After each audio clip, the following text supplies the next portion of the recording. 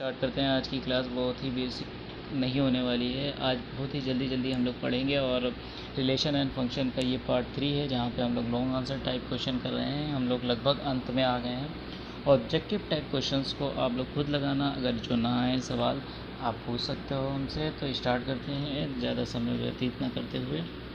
तो पहला क्वेश्चन जो है, यहाँ पे देखो, आप बेसिक मैं आपको नहीं समझाने वाला हूँ। अगर बेसिक आपको समझना है तो पार्ट 1 और पार्ट 2 देखो।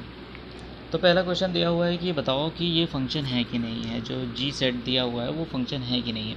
तो आप देख सकते हो कि यहाँ पे 1 1 2 3 3 5 4 7 है। तो ये फंक्शन होगा ही होगा, जस्टिफाई हो गया।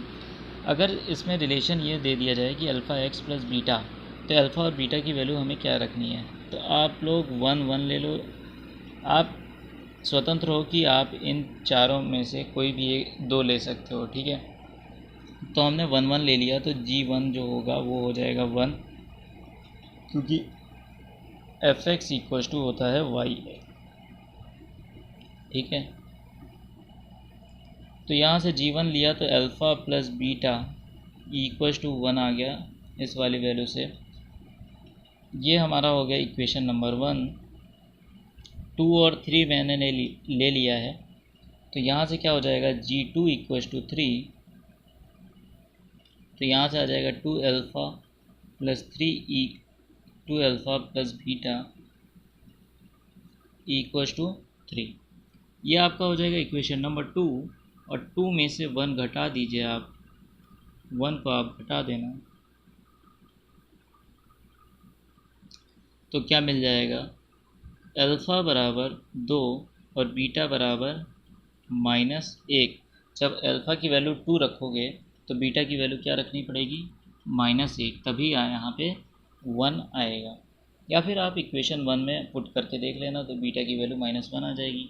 तो यहाँ से Gx की वैल्यू क्या आ गई, 2 अल्फ़ा -1। तो ये बहुत ही इजी क्वेश्चन था, जिसको लल्लू सवाल जिसे कहते हैं, ठीक है। तो अब इस वाले क्वेश्चन में ज़रा देखते हैं इसमें क्या आपसे पूछा है। इसमें बोला है कि डोमेन बताओ, ठीक है। तो डोमेन किसका बताना है, पहला क्वेश्चन है f x equal to 1/√1 minus cos x. तो इसको बताने से पहले मैं आपको कुछ ट्रिग्नोमेट्रिक वैल्यू बताऊंगा कि जो कॉस एक्स की वैल्यू होती है, जो कॉस एक्स की वैल्यू होती है वो 1 और -1 के बीच में लाई करती है। ये आपने पढ़ा होगा, आपके टीचरों ने बताया होगा आपको, ठीक है। अगर नहीं पढ़ा है तो यहाँ पे आप लोग देख लो, ठीक है। अगर मैंने यहाँ पे -1 से मल्टीप्लाई कर दिया तो ये 1 पॉजिटिव हो जाएगा और साइन चेंज हो जाएगा।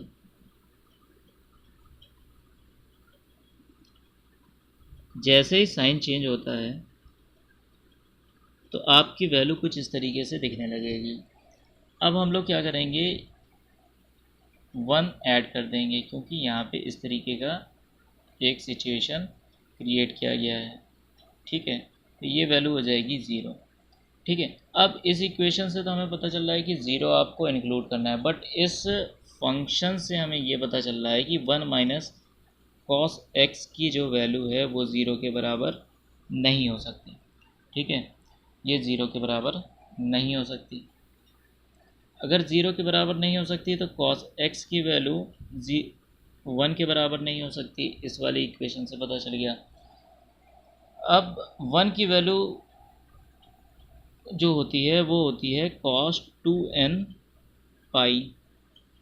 ये जनरलाइज्ड इक्वेशन है, ये ट्रिग्नोमेट्री में पाया जाता है। तो n, जहाँ पे n जो है वो z में बिलोंग करता है, तो x की वैल्यू क्या नहीं होनी चाहिए, 2n पाई नहीं होनी चाहिए, जहाँ पे n जो है वो z में बिलोंग कर रहा है। तो आपका जो डोमेन आएगा ऑल रियल नंबर का सेट आ जाएगा, excluding 2n pi such that n belongs to z। तो ये आपका आंसर हो जाएगा, ठीक है।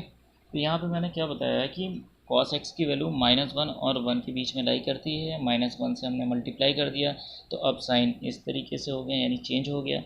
फिर उसके बाद हमने देखा कि यहाँ पे 1 माइनस कॉस एक्स है, तो 1 माइनस यहाँ पे 1 ऐड कर दिया, जैसे ही इसमें 1 ऐड करेंगे तो 0 आ जाएगा, और 1 माइनस कॉस एक्स, इस वाले फंक्शन से हमें पता चला कि ये तो नॉट डिफाइन हो जाएगा, तो डिफाइन करवाना है तो 1 माइनस कॉस एक्स की वैल्यू 0 के बराबर नहीं हो सकती है, कॉस एक्स की वैल्यू 1 के बराबर नहीं हो सकती, पता चला कॉस 2 n पाई होता है 1, तो x की वैल्यू हो गई 2 n पाई नहीं हो सकती।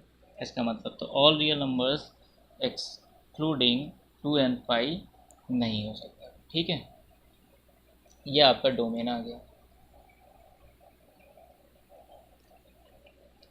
तो अगला जो क्वेश्चन है वो क्या है कि यहाँ पे देखो x प्लस मॉड x। अब एक बात ध्यान से देखना कि x की वैल्यू अगर मैंने यहाँ पे पॉजिटिव ले ली तो x 0 से बड़ा हो जाएगा, और यहाँ पे अगर मैंने नेगेटिव ले ली तो ये हो जाएगा 0, तो ये 2x देगा। ठीक है, तो x की वैल्यू यहाँ पे आपको पता चल गई कि मैं क्या नहीं ले सकता, नेगेटिव नहीं ले सकता, क्योंकि ये फंक्शन को नॉट डिफाइन कर देगा, तो हमें यही वैल्यू लेनी पड़ेगी। तो x की वैल्यू क्या हो जाएगी, आपको पता चल गया कि 0 से इनफाइनाइट। ठीक है, 0 से इनफाइनाइट, तो ये हो गया आपका डोमेन। ठीक है, कहीं आपको दिक्कत नहीं हो रही होगी। ठीक है, तो यहाँ से हमें एक चीज़ पता चली कि यहाँ पे पॉजिटिव वैल्यू आ रही है, तो यहाँ पे आप ये भी लिख सकते हो कि जो आपका डोमेन है ऑल रियल नंबर जो कि पॉजिटिव है, ये आपके डोमेन हो जाएंगे। ठीक है, चलिए अगले क्वेश्चन पे आते हैं। एक्स, देखो भाई ये क्या दे रखा हुआ है कि अगर मैंने पॉजिटिव लिया तो ये क्या देगा, एक्स स्क्वायर देगा पॉजिटिव वैल्यू पर, निगेटिव लिया तो माइनस एक्स स्क्वायर देगा। तो मैं यहाँ पे कह सकता हूँ कि ऑल रियल नंबर्स मैं ले सकता हूँ यहाँ पे, क्योंकि ये तो फंक्शन डिफाइन कर दे रहा है ना, तो ये हो जाएगा डोमेन। ठीक है, अब ये क्या है, पॉलिनोमियल फ्रैक्शनल फंक्शन, तो इसमें क्या करते हैं, डिनोमिनेटर को बोलते हैं कि ये 0 के बराबर नहीं होना चाहिए, तो x माइनस 1 एक्स प्लस 1 आएगा, 0 के बराबर 1 नहीं होना चाहिए। तो x की वैल्यू किसके बराबर नहीं होनी चाहिए, 1 के बराबर नहीं होनी चाहिए, और माइनस 1 के बराबर नहीं होनी चाहिए। तो यहाँ से डोमेन क्या निकल के आएगा, ऑल रियल नंबर्स ले लो, केवल 1 और माइनस 1 को छोड़ दो, यानी त्याग दो। तो ये जो 5वां क्वेश्चन है ये आपके लिए क्या है, होमवर्क क्वेश्चन। अगला क्वेश्चन देखो क्या है, find the range of the following function given by. अब आपको रेंज पता करना है, तो रेंज पता करने के लिए 2 माइनस एक्स स्क्वायर का क्या होना जरूरी है, 2 माइनस एक्स स्क्वायर का 0 से बड़ा होना ज़रूरी है। क्योंकि देखो भाई डोमेन निकालने के लिए फंक्शन होना ज़रूरी है, लेकिन यहाँ पे हमें रेंज निकालना है, तो इसका मतलब डोमेन तो निकल सकते हैं, यानी फंक्शन है।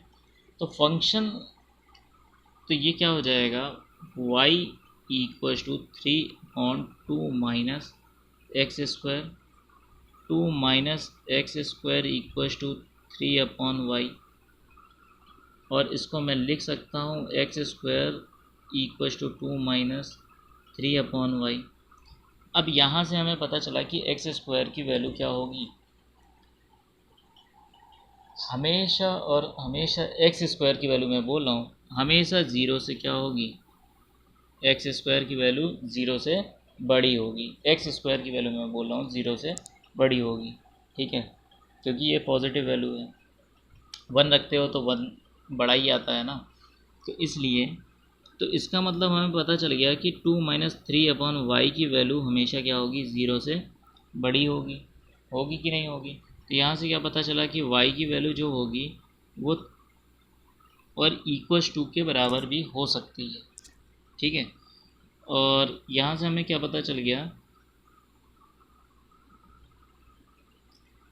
कि y की वैल्यू जो होगी वो 3/2 होगी कि नहीं होगी, आप बताओ।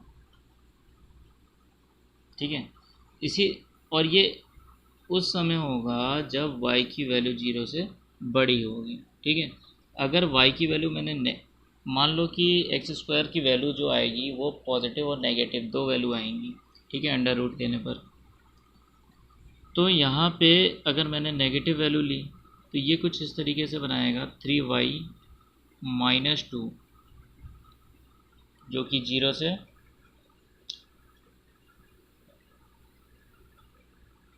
छोटा होगा। तो यहाँ से क्या पता चला कि y की वैल्यू जो है वो 0 से छोटी है, ठीक है, और यहाँ से पता चल रहा है कि y की वैल्यू 0 से बड़ी है, ठीक है। तो यहाँ से y की वैल्यू 3/2 से बड़ी होगी। तो यहाँ से हमें क्या क्या चीज़ें रेंज मिल गया, क्या रेंज मिला कि जो 0 है और माइनस इनफाइनाइट है, आप यहाँ तक तो ले लो, 0 से माइनस इनफाइनाइट तक की वैल्यू ले लो, ठीक है, और इसका यूनियन कर दो किसके साथ, 3/2 कॉमा प्लस इनफाइनाइट वैल्यू के साथ। तो ये तो आपका रेंज बना देगा, ठीक है। यही बात थी इस क्वेश्चन में। तो इस क्वेश्चन को समझना ही था केवल आपको। अच्छा एक बात बताओ, इसकी वैल्यू क्या हो जाएगी, पॉजिटिव हो जाएगी, होगी कि नहीं होगी? इसकी वैल्यू पॉजिटिव होगी, बट 1 में से आप घटाते हो तो इसकी वैल्यू क्या हो जाएगी, नेगेटिव हो जाएगी। x-2 की वैल्यू क्या होगी, हमेशा अगर आपने पॉजिटिव ली तो वैल्यू क्या हो जाएगी, बड़ी होगी। लेकिन अगर मैंने नेगेटिव ले से माइनस कर दिया तो ये साइन चेंज हो जाएगा। अब मैंने यहाँ पे 1 ऐड कर दिया तो x-2 0 हो जाएगा।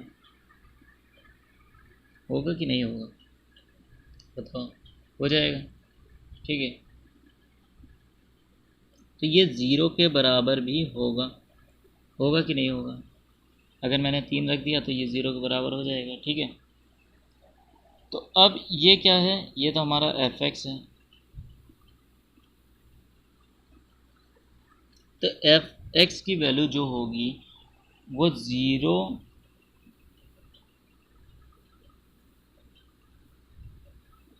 यानी माइनस इनफाइनाइट, थोड़ा सा गड़बड़ हो रहा है, minus infinite not included, 0 included, ये हमारा क्या हो जाएगा, रेंज हो जाएगा, ठीक है। क्वेश्चन समझ में आ गया। अब अगले क्वेश्चन पे आते हैं, x-3। x-3 पे अगर आते हो तो आप लोग यहाँ से ही देख करके बता सकते हो कि x-3 जो है वो 0 से, पहले तो ऐसे लिख लो, x-3 है वो 0 से बड़ा होगा, ठीक है। अगर 0 से बड़ा होगा तो हमें पता चल गया कि x-3 अगर 0 से बड़ा है तो ये इसकी डायरेक्ट वैल्यू जो आएगी वो हो जाएगी कुछ इस तरीके से। ये 0 भी दे सकता है, कब, जब x की वैल्यू क्या आ जाए, 3 आ जाए, और यहाँ पे फंक्शन डिफाइन भी होगा, ठीक है। तो नॉट डिफाइन तो हो नहीं रहा है, तो x की वैल्यू 3 हो सकती है, ठीक है। तो ये f(x) है और f(x) की वैल्यू 0 इंक्लूडेड, यानी 0 इंक्लूडेड कहाँ तक जा रही है, पॉजिटिव वैल्यू तक जा रही है। तो इसका मतलब 0 इंक्लूडेड प्लस इनफाइनाइट, इनफाइनाइट को आप इंक्लूड नहीं कर सकते क्योंकि नॉट डिफाइन कर देगा, ठीक है। तो अगला जो क्वेश्चन है उसमें तो आपको कुछ करना ही नहीं है। देखो cos x की अभी मैंने बताई थी कि वैल्यू 1 और -1 के बीच में लाई करती है। अब यहाँ पे बोल रहा है 3 गुना, तो यहाँ पे 3 गुना कर दीजिए।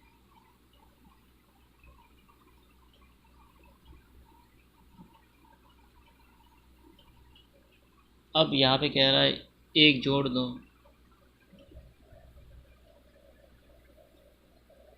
तो जाए आप इसमें 1 जोड़ दो, इसमें 1 जोड़ दिया हमने,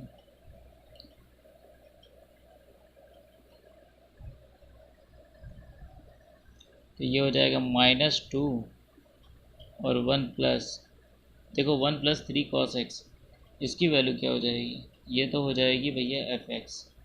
तो fx की वैल्यू आपको मिल गई कि इसके बीच में लाई कर रही है, तो यही आपका क्या हो जाएगा, रेंज हो जाएगा।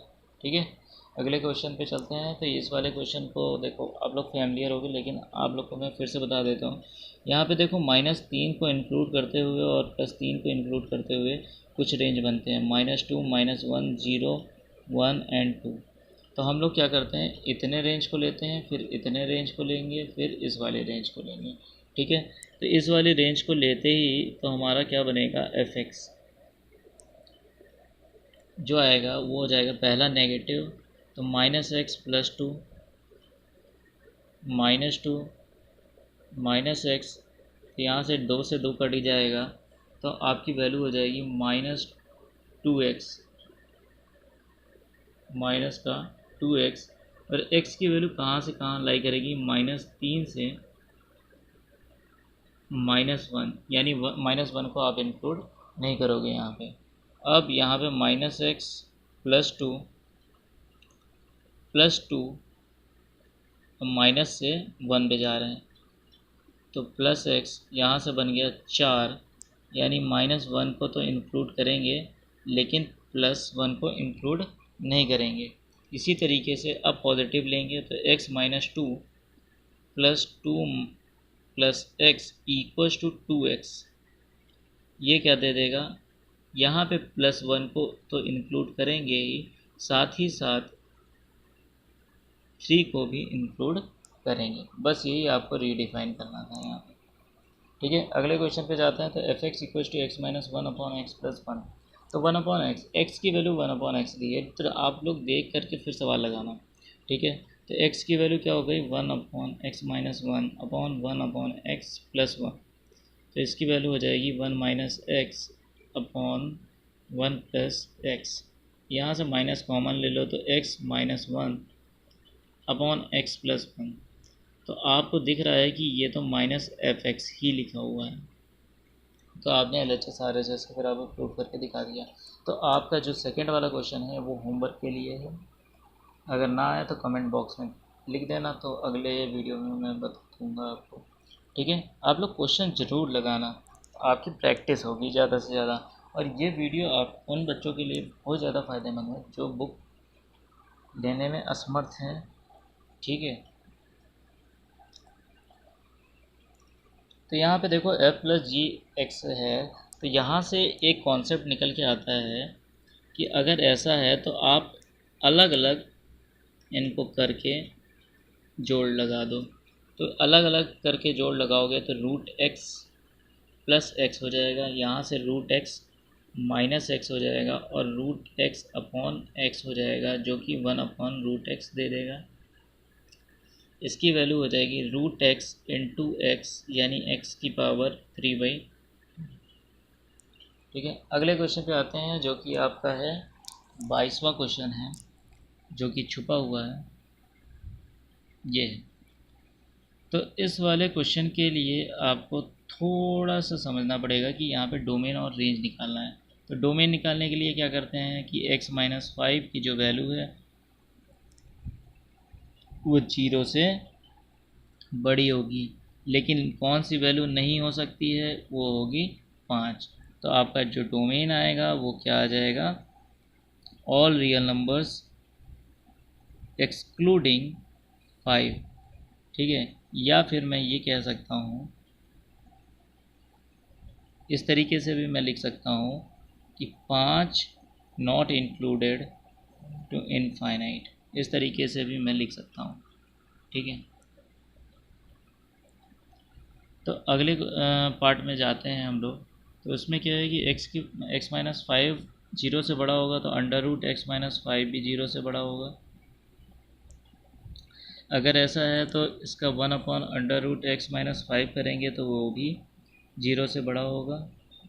और यहाँ से हमें पता चलेगा कि fx जो है वो 0 से बड़ा है, तो इसकी वैल्यू क्या हो जाएगी, तो कोई यहाँ पे 5 इंक्लूड नहीं कर सकते हैं। ठीक है, क्योंकि ये नॉट डिफाइन दे देगा।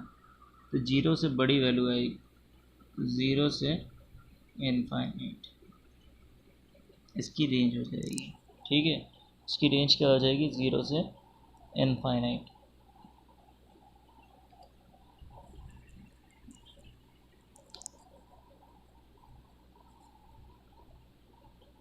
ठीक, आपको अगर कोई भी कन्फ्यूज़न हो, डाउट हो, तो आप हमसे पूछ सकते हो।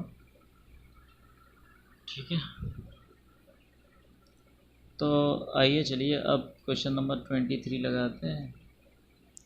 दिया हुआ है f x equal to y equal to a x minus B upon C x minus a, then prove that f y equal to y, f y equal to x, इसको प्रूव करके दिखाना है। तो आप उठा लो एफ वाई को, x की वैल्यू क्या है, वाई है, तो a y minus B upon c y minus a. अब y की वैल्यू यहाँ से उठा करके रख दो, A x minus B upon C x minus A minus B upon C A x minus B upon C x minus A minus A. ठीक है, तो यहाँ से क्या पता चला कि A square X minus A B, A B C B C x minus plus A B upon A C X B C A C X plus A square. तो यहाँ से जो आएगा ए बी कट जाएगा और ये cut जाएगा, x common आ जाएगा, A square minus B C upon A square minus B C, ये बना देगा F Y equal to X. तो ये था आज का हमारा क्लास। आप लोग को कैसा लगा कमेंट बॉक्स में ज़रूर कमेंट करके बताना। कोई भी सवाल अगर आपको समझ में ना आए तो कमेंट बॉक्स में लिख देना क्वेश्चन नंबर, मैं आपको अगली वीडियो में पूरी अच्छी तरीके से बताने की कोशिश ज़रूर करूँगा। Thank you for watching the video and share to your friends and needy persons. तब तक के लिए आप अपना ख्याल रखें, अगली वीडियो बहुत जल्द आएगी। आप देखो, अब तक तो मैंने शॉर्ट आंसर्स, लॉन्ग आंसर्स सब करवा दिए हैं। ऑब्जेक्टिव टाइप क्वेश्चंस को आप लोग खुद करने की कोशिश करना। और हाँ, अगला चैप्टर आपको कौन सा पढ़ना है वो कमेंट बॉक्स में ज़रूर कमेंट करना।